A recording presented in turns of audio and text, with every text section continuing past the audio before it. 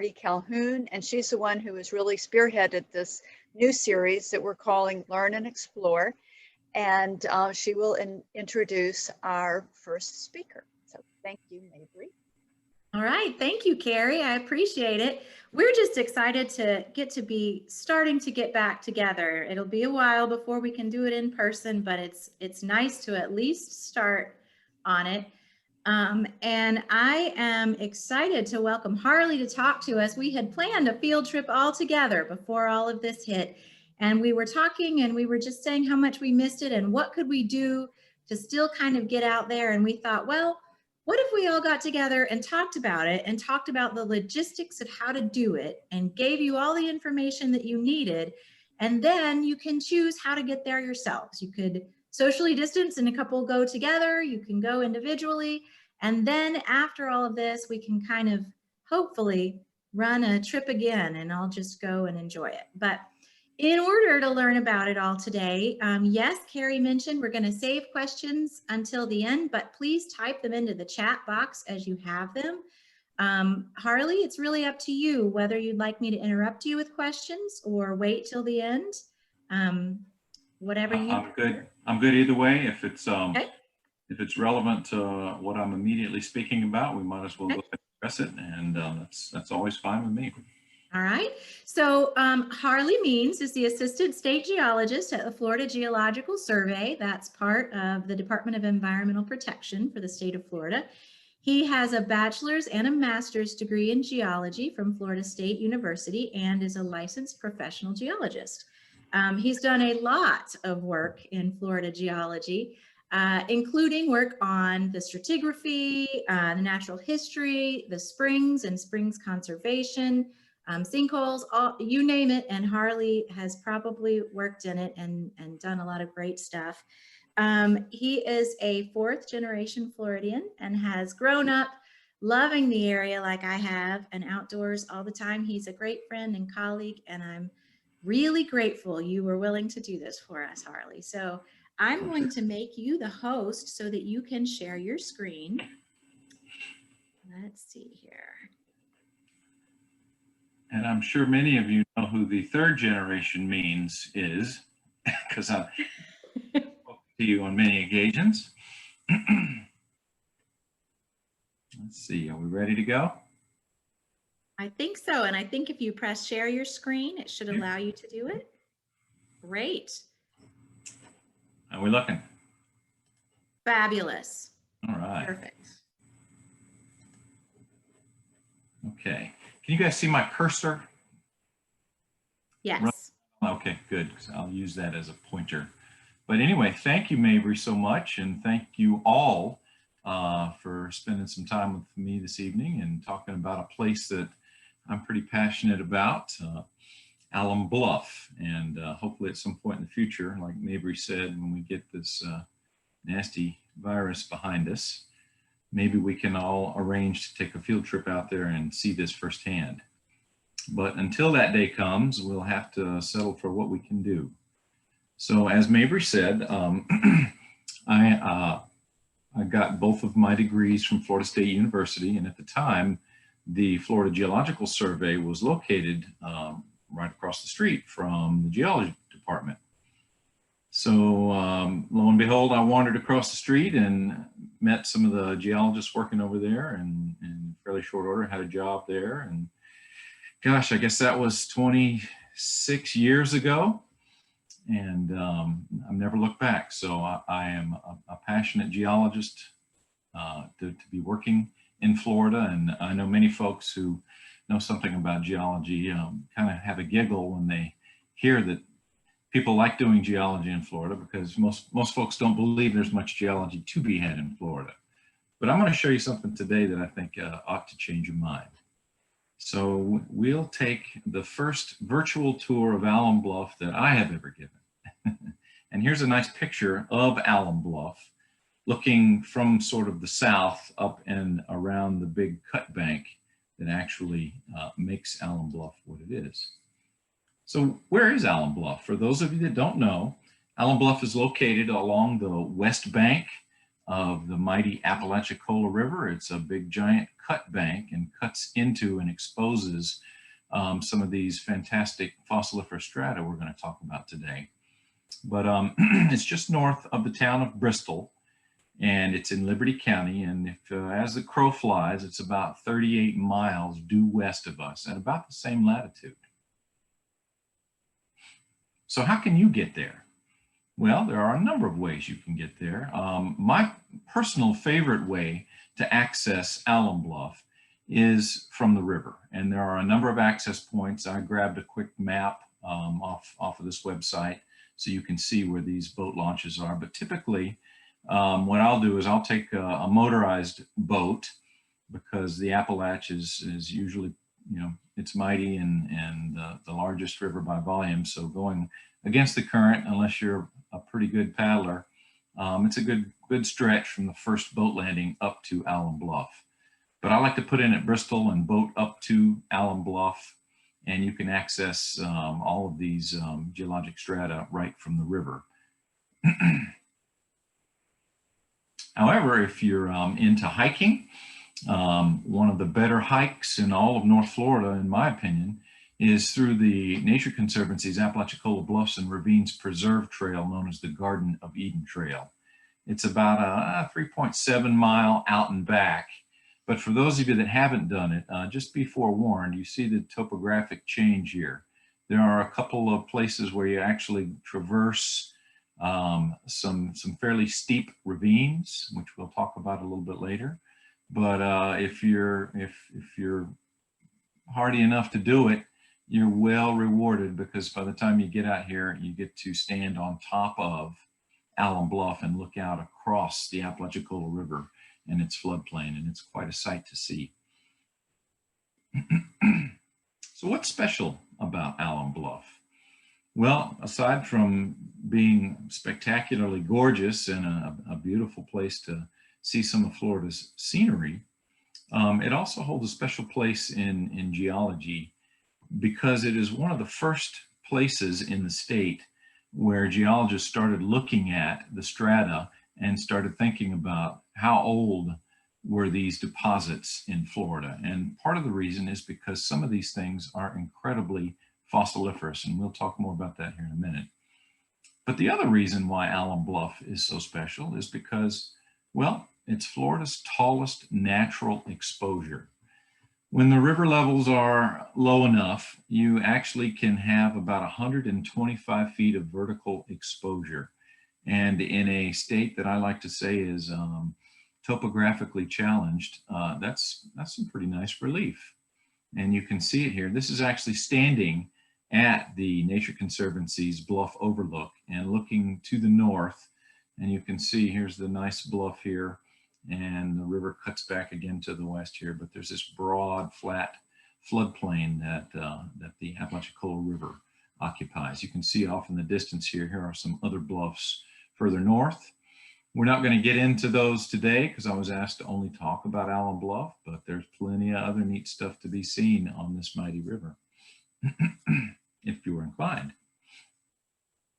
Well, not only is it the tallest natural exposure, but it's also actually one of the only places I'm aware of in the state of Florida where we get 4 distinct geologic formations that are exposed. And as Mabry knows, you know, in Florida, since we don't have a lot of topography, geologists rarely get an opportunity to see these strata in exposure.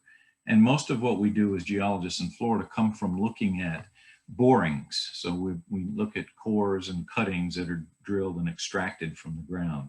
So anytime we get a chance to see something like this, we get pretty excited. And you can see each one of these arrows here points to each of these formations that I'm going to talk about today. So down here at the water level, and you can actually see here is a person for scale. So that's a pretty good tall bluff there. At the water level, we've got the Chipola Formation. Then sitting on top of it is the younger Alum Bluff group, an undifferentiated part of the Alum Bluff group. Then sitting on top of that is what we call the Jackson Bluff Formation. And then finally at the top, this big sand package is what we call the Citronelle Formation. And I had the pleasure of doing my master's thesis on the citronelle formation. So anyway, so let's start. We'll talk about each of these geologic formations, and it's standard practice in geology to, if you describe a section or if you start talking about the strata that are exposed, you start from the bottom and you work your way to the top. And typically, unless there are extenuating circumstances, which we don't have in Florida, like mountain building and other tectonic events, the oldest units are deeper and the youngest units are higher. So, and that holds true here. So this is a picture of the early Miocene Chipola Formation. And you'll notice real quickly that there's a bunch of material cementing what looks like a whole bunch of seashells. And that is exactly it. For the most part, it's comprised of quartz sand and the fossil remains of marine organisms that lived in a shallow marine environment. And that marine environment existed here about 18 million years ago. And it turns out, based on looking at the fauna and knowing something about the environments in which the modern analogs live today, including the corals, we know that this time period was the last time period in North Florida that we actually had tropical marine conditions. So this was a very warm, shallow marine environment that was accepting quartz sand. So there were rivers distributing sand into estuaries, and as a result, that's why we've got these sandy deposits. Now, the Chipola Formation is actually a world famous deposit because it has some of the most diverse and well-preserved molluscan assemblages in the world. And it's estimated that the Chipola Formation across its extent, and we still don't know yet, because every time somebody really takes a good look at the geology of these deposits, we find new organisms. But there may be as many as 1,100 different molluscan species in this deposit. And that's pretty incredible. So you see a picture or a couple of pictures here that I'm showing you, just as some representatives of the various polysopods and gastropods, which are mollusks. And in Florida, since it has such a huge wealth of fossil deposits, it also has a huge wealth of fossil collectors. And this unit is targeted on a regular basis by folks because the preservation of these mollusks is so fantastic. And some of these things are actually pretty unique and beautiful. Here's a close-up photograph. I want you to notice not only here's the shell material, but notice this round opening here. So I'm going to show you some of the more common things that are associated with these geologic units, but we'll also talk about some of the things that are a little unique and not something that you'll find just by going there a time or two. So it turns out that thing is this thing. And after discovering it, and I was there with this gentleman here, he is the director of the invertebrate range at the Florida Museum of Natural History. And he said, "Oh yeah, Harley, I'd really like to have that specimen. Is there any way I could get you to dig that out?" And I should have caught the smirk on his face, because it turns out the specimen was actually 6 feet long, and I had to dig it out of the bank at Alum Bluff. And this is a picture of just part of it. So this thing is called Kufus. That's the genus. And it turns out this is a bivalve mollusk. And it is in life position here, interestingly. And right at the tip top of it here, it's got a little trap door on it that it opens. And it's a filter feeder. So it brings in sediment and filters out food and exhales what it doesn't need. But you can see this is a pretty incredible and enormous mollusk. And I've got to pay Roger back at some point for making me dig that out. There are other amazing fossils in this Chipola Formation, one of which are corals. This is a little solitary coral known as Antillophilia, and it's actually, the species name is Chipollana, after the Chipola Formation from which it's known. Believe it or not, you can also find nautiloids. So we know that nautiloids exist today, you know, the pearly nautilus, and there are several other species that exist. But Florida has a pretty rich fossil history of nautiloids, including this species right here, which again is unique to the Chipola Formation. So not something you would have expected to find. We also find fossils that we call trace fossils, and trace fossils are not the remains of actual life, right? So this is not a body part, this is not a shell, but it turns out this is a fossilized burrow. And we know from these little tiny bumps on the exterior of this thing that it's a particular kind of trace fossil called Ophiomorpha. And we believe, based on modern analogs, that this is a callianacid shrimp burrow. So again, when you take all of these fossils in together and you look at modern analogs where these things occur today, we can make some inferences about what the paleoecology of this deposit was. Now, something else that is really, really cool, and this was so cool that we actually, this gentleman, Dr. John Bryan, myself, and Roger, I discovered these when the Apalachicola River was extremely low. It was lower than it has been in quite some time. And I had seen this thing a couple of times, and I thought, boy, that sure looks like an algal mound, or about a stromatolite. And so lo and behold, after examining these things, we took some samples, we did a whole bunch of testing, and it turns out we wrote a paper which describes these stromatolites, and these are the first stromatolites known from this area, from any Miocene deposits in all the southeastern US. And these things are pretty cool.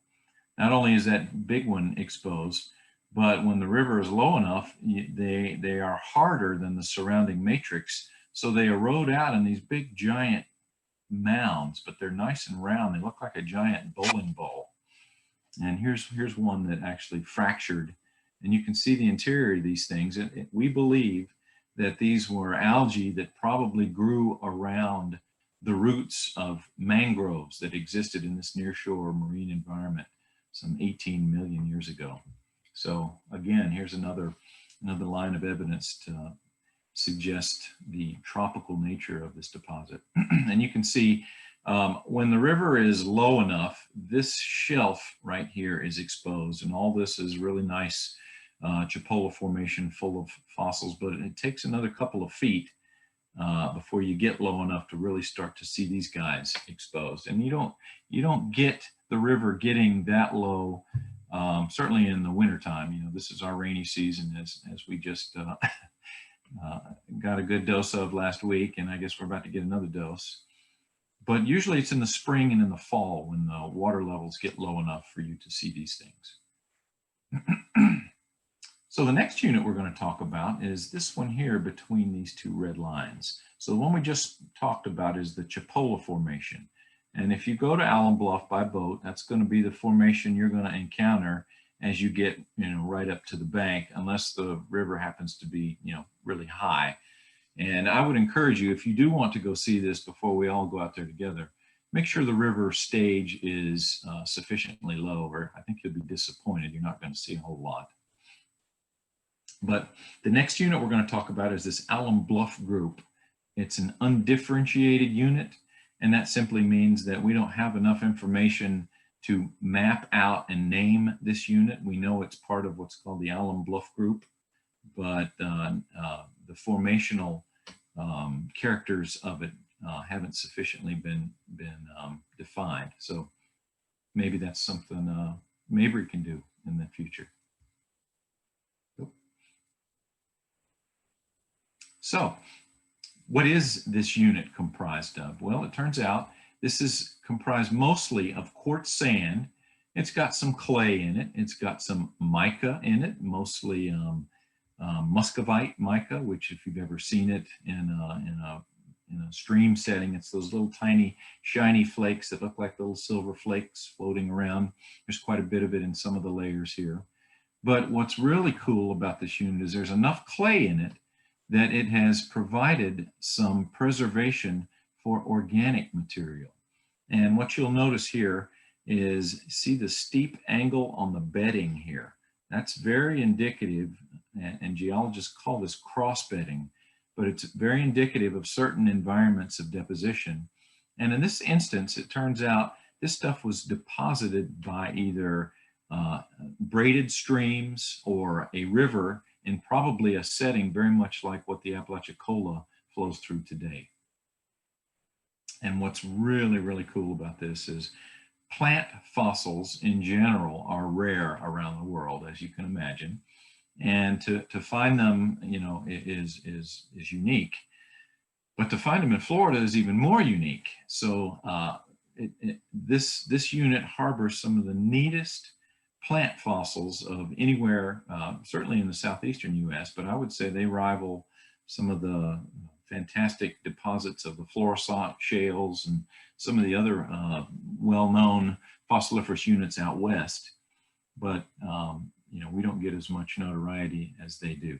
So what you're looking at here is you're looking at some bedding plains, and these are areas where there was enough clay that the organic material that was trapped in here got preserved. So you actually see some carbonized remains. There's still some carbon left in here, but you're also seeing the imprints of various leaves. Here's a big log. But what's really, really cool is this is the frond of a sable palm. And you see the name of it here, and it's named after the Apalachicola River, as it should be. Here's the locality it was named from. And once you get in, Harley, we have a question. Yeah. Is there a reason that plant fossils are more rare in Florida? They're more rare everywhere because plants don't typically preserve because they don't have much in the way of hard parts, right? So you might expect seashells to be preserved because they're shells and they're hard. You know, much like the bones of animals and the teeth of animals will preserve, but you very rarely ever find something like, oh, I don't know, a sea anemone or, you know, a soft-bodied animal. Those don't get preserved simply because they rot and they fall apart. So it takes a very special environment of deposition for these softer-bodied things to actually be preserved. Does that answer your question? I think it answers mine. And right. If any follow-up on it is, are they more rare in Florida than they would be in other places? Yes. Yeah, they're rare everywhere. So you have to have, like I said, a very unusual environment of deposition in order to preserve plant remains. And you know, some of the ones out west were preserved due to, you know, volcanic eruptions and events like that covered things up and buried them very quickly, so they weren't exposed to oxygen. Well, similarly here, the rivers, and if you've ever walked across a stream, particularly one out here, as you're walking around, you get into areas where the stream actually, there are places in the stream bed where plant remains accumulate, right? And if you've got enough sediment coming into that and the meander changes course, you can actually isolate it and then get it covered with finer grain material, and that's how this stuff probably got preserved. But and Ben, who asked it, said, "Thank you. You answered us. Thank you very much." You're welcome. So interestingly, there have been a number of paleobotanists who have looked at the paleoflora here, and one who, her name was Sarah Corbett. She was a University of Florida graduate student. She did a really nice master's thesis looking at the paleoflora, and from that she determined that the climate, just based on the plants that she found preserved in this stuff, was very similar to today, which is kind of interesting. So this deposit was probably laid down maybe somewhere in the vicinity of 10 to 15 million years ago. So that's an important, it's an important site, not only for the fossils that it has, but for also what it tells us about the paleoclimate during that time. So not only is the Alum Bluff group undifferentiated unit exposed at Alum Bluff, but it's also exposed along the bluff at Bristol. So for those of you that put in and want to boat up to Alum Bluff, you're going to pass the Bristol Bluff first. And so you're going to see this deposit, and if you're astute and the water levels are low enough, you're going to start seeing this is a carbonized log sticking out here. Here is another carbonized log. Here are all of these cross-bedded layers, some of which have these organic lenses in them that have these leaves and whatnot. So there's a whole bunch of fossil material here from the same geologic unit. It's just exposed at the next bluff downstream from Alum Bluff. And we even get at the Bristol Bluff, we get, I wouldn't say it's replaced, but what has happened is the carbonized logs have deterred groundwater movement. And right along the top of the log, we got a little bit of a deposit of iron. So the iron precipitated and cemented some sand and actually preserved the exterior of some of these fossil logs. So you can actually find some, I wouldn't call it petrified wood, but you can find some nice impressions of some of these logs, many of which were probably, well, I couldn't tell you. I would be speculating, so let's not do that. But I was going to try to tell you that I thought they might be cypress, but I'm going to back off that. So the next unit we're going to talk about that sits on top of this Alum Bluff group undifferentiated unit is this unit right in here between these two red lines. And it is the Jackson Bluff Formation. The Jackson Bluff Formation is comprised primarily of quartz sand, but it's also got some silt and clay, also some organic material, and it too is full of fossils, primarily these fossils of marine organisms that lived in a very nearshore environment, and it was probably an estuarine environment. And you can tell that not only from the organisms that you find preserved in this, but also the color of the sediment. This dark color is indicative of lower oxygen conditions typically, and some organic material preservation. And boy, it sure does have its share of fantastic fossils too. Here are just a few of them that you could find. Some of the prizes that come from Jackson Bluff. One is this fellow here called Ecphora quadricostata. This is a highly prized shell by fossil shell collectors, and you can find it occasionally at Alum Bluff. It's a very handsome shell because it's got these really nice ribs.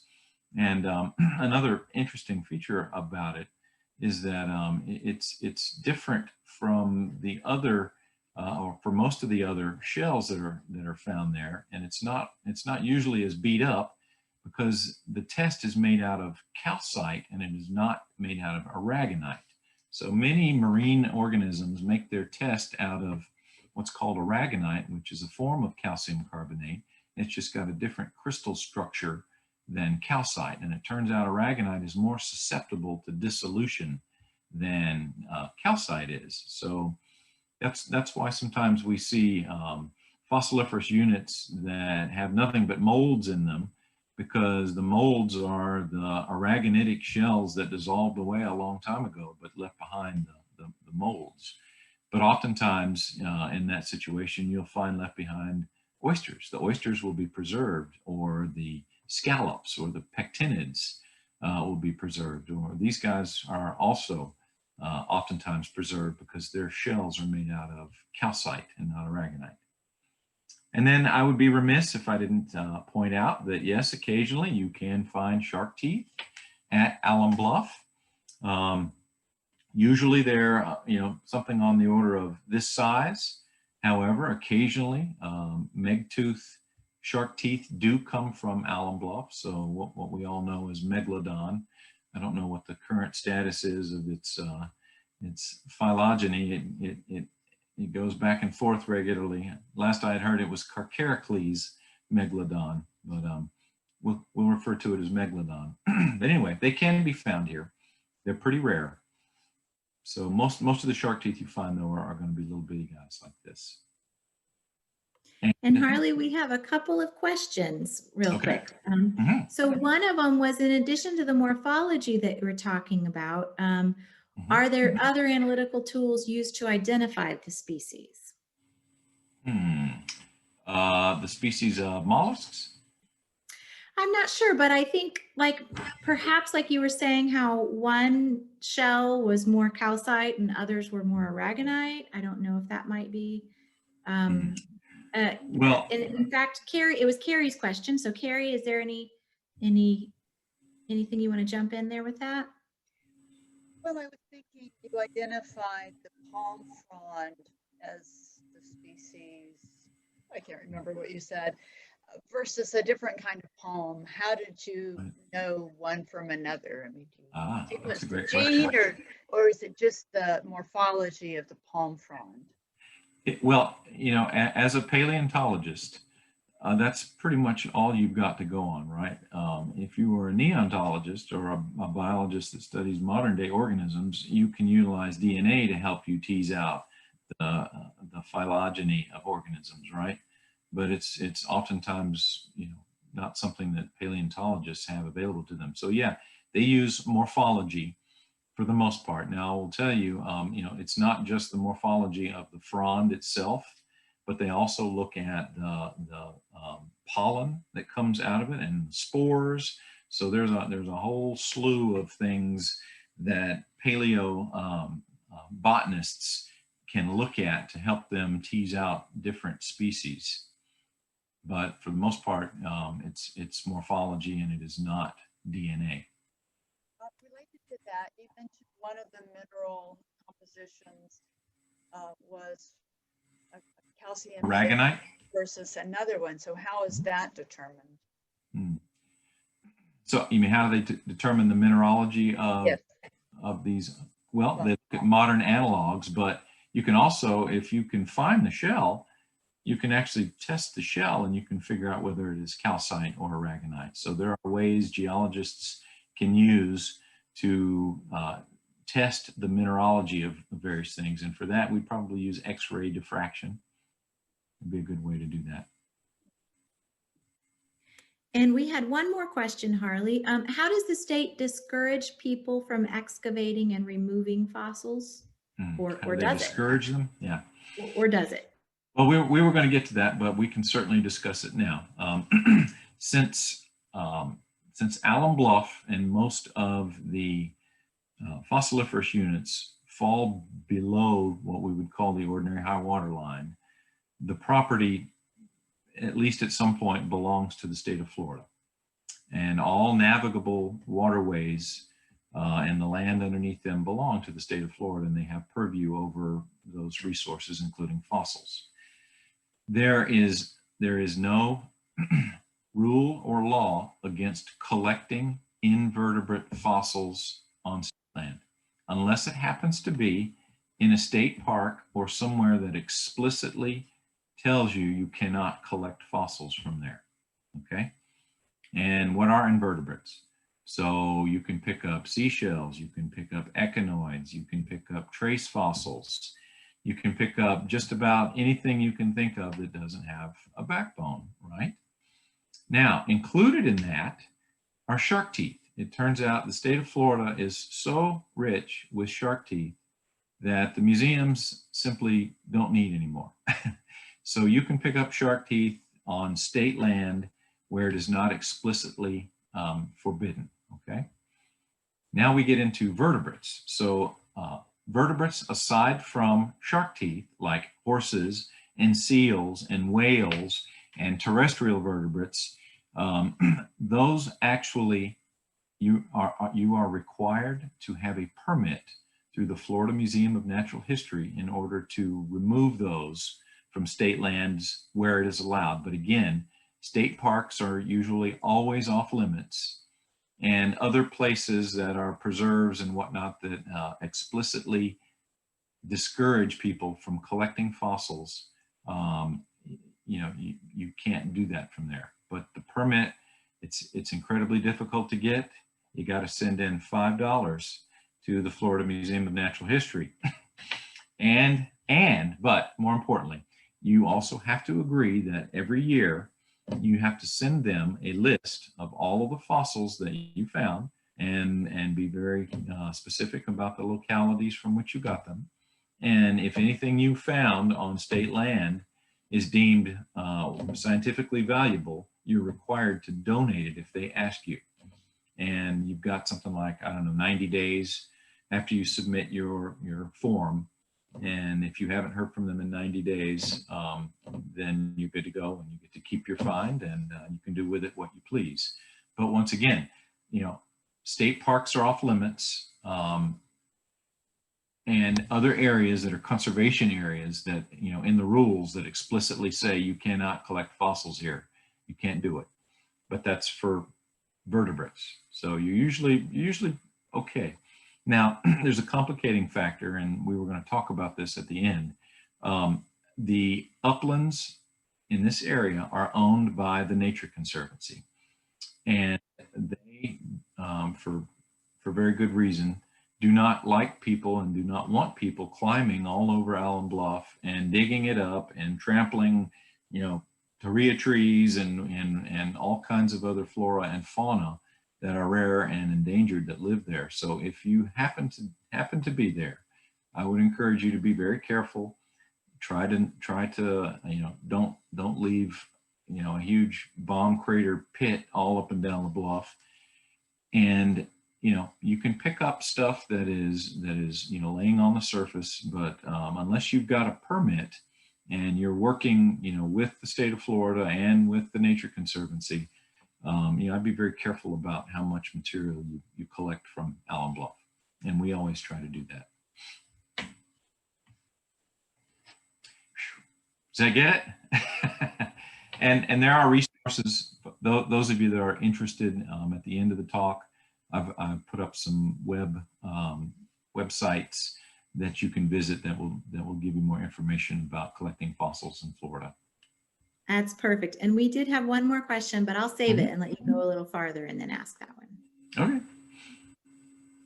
So as we were talking about in this Pliocene deposit, the Jackson Bluff Formation, we also get, since it's a real near shore environment, what can happen is you can get terrestrial vertebrates die, say, near a river and get washed into the estuary and then tumbled around and then covered over and then later exposed by the Apalachicola River. And then my brother walks along and there's a horse tooth. And that's how occasionally you can get terrestrial vertebrate material in a marine deposit. But here's a really cool thing. This is a seal. So we had seals in Florida.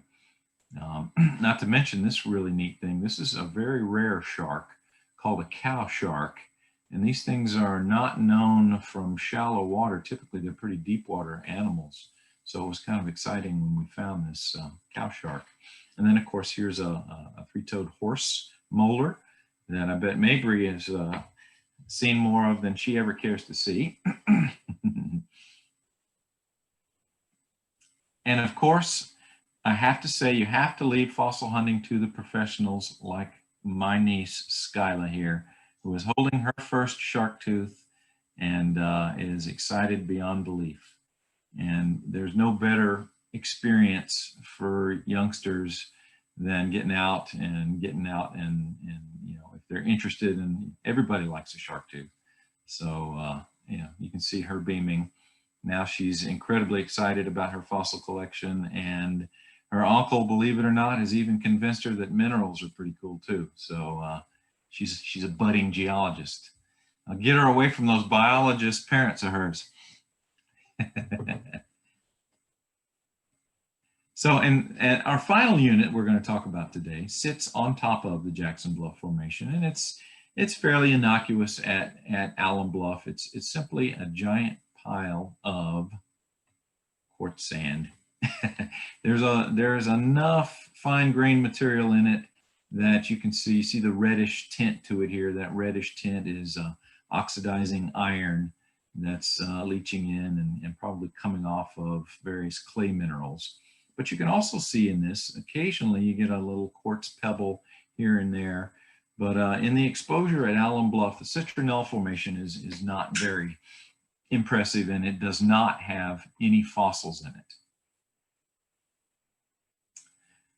Well, now that we're done talking about the geologic units that are exposed at Alum Bluff, I want to talk to you a little bit about some really unique and interesting geomorphic features that you'll see if if you hike in, but you won't necessarily know what you're looking at if you boat up and just happen to look at the streams that are coming into the Apalachicola River here. And really you need an aerial view to see these unique features that I'm talking about. And these things are called steepheads. For those of you that are plant and animal enthusiasts, you know that steepheads, particularly those ones in the Apalachicola Bluffs and Ravines area, are famous for endemic and relict faunas. And what do we mean by relict? What we mean is that you can go there today and you can find things like mountain laurel and other plants and animals that are more indicative of more northern climates today. So what happened is when sea levels were different and climates were different, these animals migrated down here and these plants migrated down here, and they found refuge in these ravines. And then as climate changed and sea levels rose and the climate got warmer, they were restricted to these little refuges. So it's kind of neat. And you know that, we go there oftentimes to see things like the Torreya tree and some of the interesting salamanders that you can find there. And it turns out the Apalachicola River is where you first start picking up copperheads. So there's all kinds of neat biological things that are going on. But I would have to say that the biology obviously is intimately tied to the underlying geology, right? So what you see in this digital elevation model that I've got here with all these funky colors on it is it really highlights the drainage patterns. And so I want you to notice as you head further north, here's Alum Bluff right here. As you head further north, look at the drainage patterns here. These are classic dendritic drainage patterns, and these look sort of like, what somebody's lungs might look like if you were to look into them. And then as you get down here, just about as you get to Alum Bluff, you start to get these unique and different kind of drainage patterns. And what's unique and different about them is that at the head of every one of these, you get a nice round sort of amphitheater shaped head, which is why we call them steep heads. And that is very, very different from these other drainage patterns that you see that get very, very narrow as they get up in elevation. These are more related to a different kind of erosion. Here's another shot from an aerial view looking at, this is the Apalachicola Bluffs and Ravines Preserve here, and you can see this drainage pattern here. You can see these nice rounded steep heads here, as opposed to the drainage just across the street over here. Isn't that interesting? Now I wonder what's going on. Why would this be happening here? Well, if you know something about the geology, you know that as you get to Alum Bluff, you start to pick up that big, thick sequence of citronelle formation, the thick sands, and they sit on top of, remember the Jackson Bluff Formation? Well, the Jackson Bluff Formation is very clayey, so it acts sort of as an impervious aquiclude to the downward percolation of groundwater. So when rainwater hits the surface here, it infiltrates pretty rapidly until it hits that clayey Jackson Bluff Formation, and then it has to flow laterally where it can drain over the edge. And as it does that, you get headward erosion, but it turns out the erosion is happening right at the contact between the Jackson Bluff Formation and the overlying citronelle formation. And you get kind of these neat little spring heads where water bleeds out right there at that contact. So these things are really, really neat. And as you look out across the topography, certainly of the Panhandle, you can pick these up. These are not real common features. There are a bunch of them over on Eglin Air Force Base along the Yellow River. These were first recognized by actually an FGS geologist who actually coined the term steephead, which is kind of neat. And as I said, The steephead ravines are different from what we would call a gully eroded ravine. And that's simply because the material through which the water is percolating has enough clay in it that the water is impeded and it has to cut down through the sediment as opposed to essentially just drain right through it like a sponge through the citronelle formation. And then of course you get this kind of neat pattern for those of you that have ever been fortunate enough to hike either up or down Means Creek, which was named after my dad. It's kind of cool because the stream has actually been captured by a limestone fracture. And this is one of the few places in the state that I'm aware of where you can walk through what's almost a slot canyon. So there's all kinds of neat stuff to be seen over here. And as I promised earlier, here is a list of resources, and I know that these are awfully long. I'd be more than happy to provide this PowerPoint to Mabry or whomever, and you guys can distribute it amongst yourselves. That way you've got a copy of this, or I'm more than happy to email you these resources as well. But at our website, the FGS website, we've got all kinds of publications on the geology, not only of Liberty County, but also specific to Alum Bluff. At the Southeastern Geological Society website, they've actually got field trip guidebooks that are specific to Alum Bluff, and those are available to be downloaded for free. And then of course, don't forget to visit the Nature Conservancy. They've got some great information about the bluffs and ravines and how you can get to the trail and when you can access the trail and how you can help them do what they need to do to restore the uplands there, which is certainly a very worthy cause. And then I don't know if those of you that follow WFSU, but there's a great blog there that Rob, what's his name? Do you know him, Mabry? I do, and I'm trying to remember. Just as you know, when you think of something, it goes. But yes, I know exactly who you mean. He does a nice ecology blog. He does a great ecology blog, and he and I got together and we did a piece on Alum Bluff, and we sort of go a little more into depth talking about the megtooth shark and some of the other neat things. So, and actually, speaking of the shark, we had a question about that. Barry asked if there was any evidence that larger shark teeth may have been used as arrow points by early people. Well,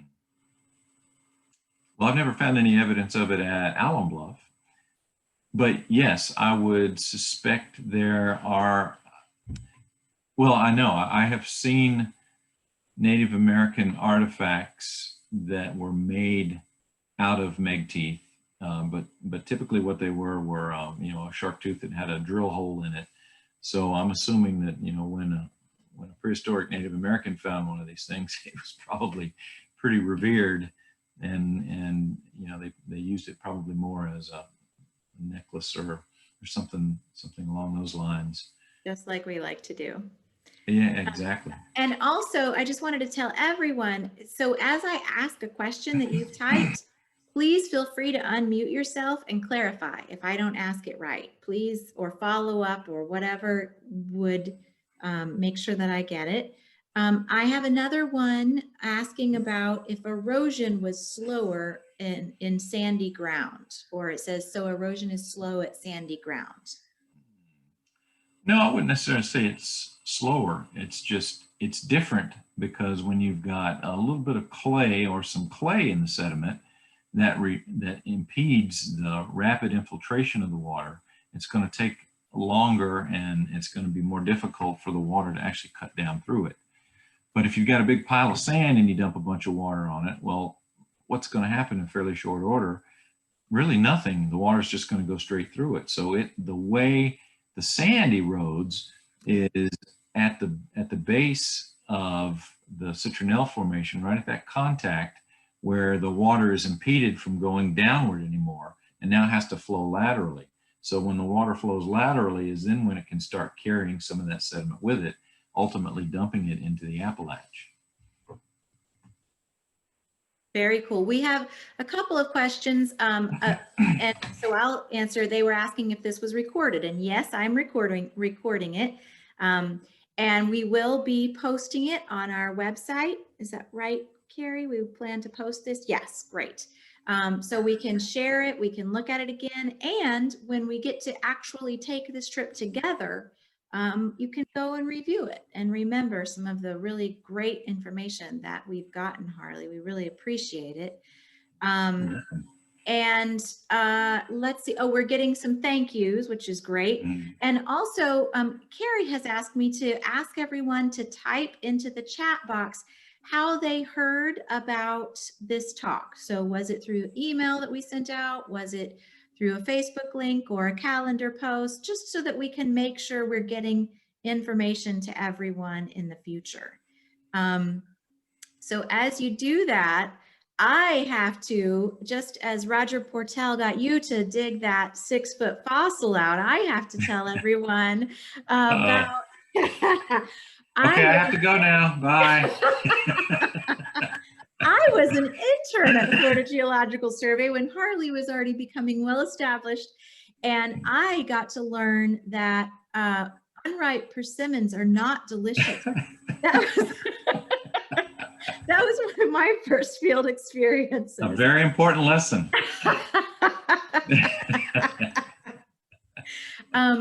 But please, if you have any more questions, we're happy to answer them. But I can't thank you enough, Harley. We have really been starved for some science and interaction, and you just really hit it out of the park. So thank you so much for sharing all of this with us today. And the reason you guys are seeing this last image here, do you recognize what that is sticking up out of the water there? Ah, is that one of your stromatolites? It is. Very good. All right. No, have we exceeded the allotted amount of time yet? I think we're just about perfect. It's not even 7 o'clock. It's 6:53. Okay. So this is great.